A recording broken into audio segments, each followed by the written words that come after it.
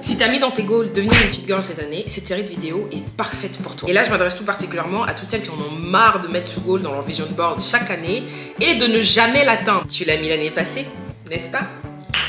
L'année avant ça? Qui suis-je pour te juger? Ça fait genre 3-4 ans que je remets permis dans mes objectifs à chaque début d'année. Et alors, je vous parle, je ne sais même pas rouler à vélo. Mais on va passer un deal.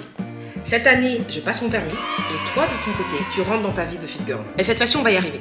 Et vous savez pourquoi? On va pas faire les choses à l'aveugle. On va être stratégique, on va penser à soi, on va travailler intelligemment, on va prendre le temps surtout de se comprendre, de comprendre comment est-ce qu'on fonctionne et pourquoi jusque maintenant, tout ce qu'on a mis en place, toutes nos tentatives ont raté. En fait, cette série, ça ne va pas juste être un programme de plus avec des séances et des exercices à reproduire un peu bêtement. Mais l'objectif, c'est vraiment de vous donner les moyens de vous comprendre d'abord pour que vous puissiez par derrière, peu à peu, ajuster votre mode de vie pour remplacer pleinement cette identité de fit girl que vous recherchez. L'erreur qu'on fait souvent, c'est de penser que rentrer dans la fit life, c'est juste commencer à faire des séances, être régulière dans les entraînements, faire ses 1000 preps et puis c'est bon. Et vous savez pourquoi vous ratez à chaque fois? Pourquoi chaque début d'année vous êtes obligé de remettre cet objectif-là? Parce que vous pensez que tout ce qu'il vous faut c'est de la discipline et de la motivation. Et quand vous vous écartez de votre plan, vous décidez juste de lâcher l'affaire, vous vous dites que vous avez juste manqué de discipline et vous allez être plus dur avec vous la prochaine fois. Mais en fait le truc là c'est qu'il y a tellement d'autres aspects à prendre en compte, surtout quand tu commences. Et le fait de ne pas prendre ces choses en considération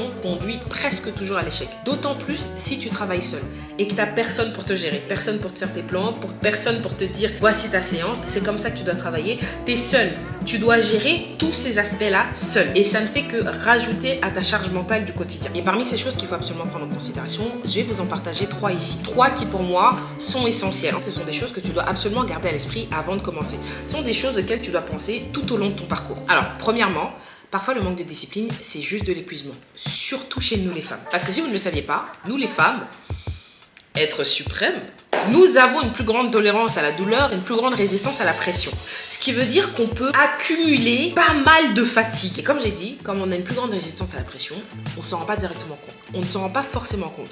On continue juste d'opérer. On fait ce qu'on a à faire. Tu vas peut-être te dire à un moment donné, ouais, c'est pas la grande forme, je suis fatiguée, mais ça va pas t'empêcher d'avancer. Tu vas faire ce que tu as à faire. La vérité, c'est que, en fait, il se peut que tu ne sois pas juste paresseuse. Parfois, le manque de discipline, c'est vraiment une stratégie d'évitement. C'est ton corps qui te dit stop, te force à ralentir. Il t'empêche en fait d'aller cocher des cases parce que c'est du stress supplémentaire dont tu n'as pas forcément conscience. Toi, en surface, tu penses que ça va, tu penses que tu peux serrer les dents, tu penses que tu peux te forcer encore plus, mais en fait, deep down, ça va pas. Ton corps, il est à bout. Ton système nerveux, il en peut plus. T'as déjà plein de choses sur le dos. Les responsabilités, le travail, les enfants, les autres, les ci, les ça, c'est too much. Et la fatigue, c'est pas toujours quelque chose de visible. Elle est profonde. Elle s'installe de façon cumulative. Et te forcer dans cet état, c'est contre-productif. C'est même pas faire preuve de véritable discipline. Tout ce que ça fait, ça crée une rupture avec toi-même. Deuxième chose à garder à l'esprit, prendre soin de toi ne devrait jamais devenir une charge mentale. Quand tu as une relation saine avec le sport c'est censé te soutenir.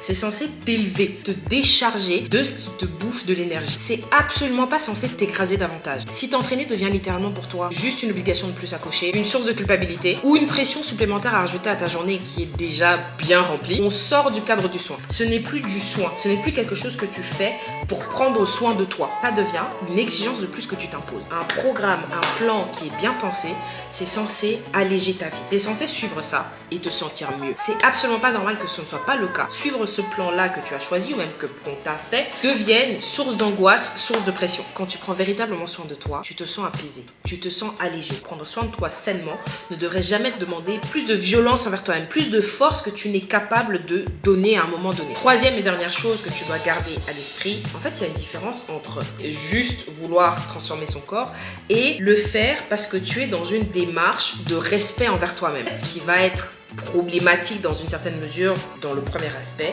c'est de vouloir changer, de vouloir transformer son corps, de vouloir adopter un mode de vie sans véritablement savoir pourquoi, sans savoir comment, en fait sans que ce ne soit véritablement aligné avec la personne que tu es et tes désirs profonds. Et dans ce contexte-là, ton objectif c'est juste de suivre le plan 2 pour essayer de ressembler à faisant ça. En suivant un plan qui ne te correspond pas. À un moment donné, il va forcément y avoir de la friction. Il va y avoir du clash. Ça fait ça. Et comme ça fait ça, toi, tu vas penser que la solution, c'est de forcer encore plus. Vous voyez un peu, c'est comme les enfants qui ne maîtrisent pas encore bien les formes. Et lorsqu'ils sont face à ces jeux où ils doivent emboîter, genre mettre le cercle dans la forme du cercle, le carré dans le carré, qu'est-ce qu'ils font quand ça rentre pas? Ça tape.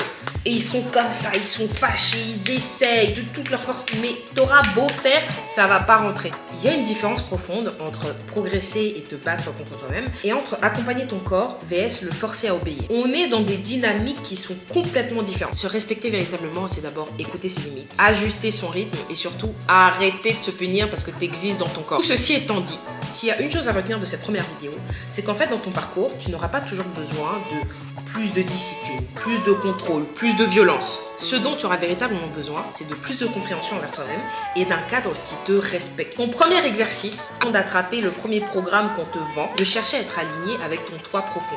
Savoir exactement qu'est-ce que tu veux. Prendre le temps de te poser et de réfléchir vraiment à qui tu es. Tes désirs profonds. Qu'est-ce que tu veux? Et si tu veux cet objectif-là, pourquoi tu le veux? Pourquoi tu as mis Fit Girl dans ton vision board cette année? Pourquoi tu continues de le remettre chaque année? Petit exercice qui peut éventuellement vous aider à répondre à cette question, c'est le jeu des 7 pourquoi. Comme le nom l'indique, vous allez simplement vous demander pourquoi à 7 reprises. Donc, vous commencez avec la question générale. Pourquoi tu veux être une Fit Girl? Pourquoi tu veux être une Fit Girl? Quand tu as répondu, tu te demandes de nouveau pourquoi cette réponse-là. Et ainsi de suite. Et tu fais ça à 7 reprises. Et en principe, ça va t'aider à creuser et à aller chercher les raisons profondes de ce désir-là. C'est tout pour cette première vidéo de la série. N'oubliez pas de vous abonner si ce n'est déjà fait. On se retrouve semaine prochaine. Chaque semaine, chaque lundi même, je vous posterai une vidéo dans la série. Et entre-temps, si vous êtes impatient, de me revoir, de m'entendre, de suivre mes petites histoires, on se retrouve sur mes autres réseaux. Insta, TikTok, voilà quoi. Allez, bye!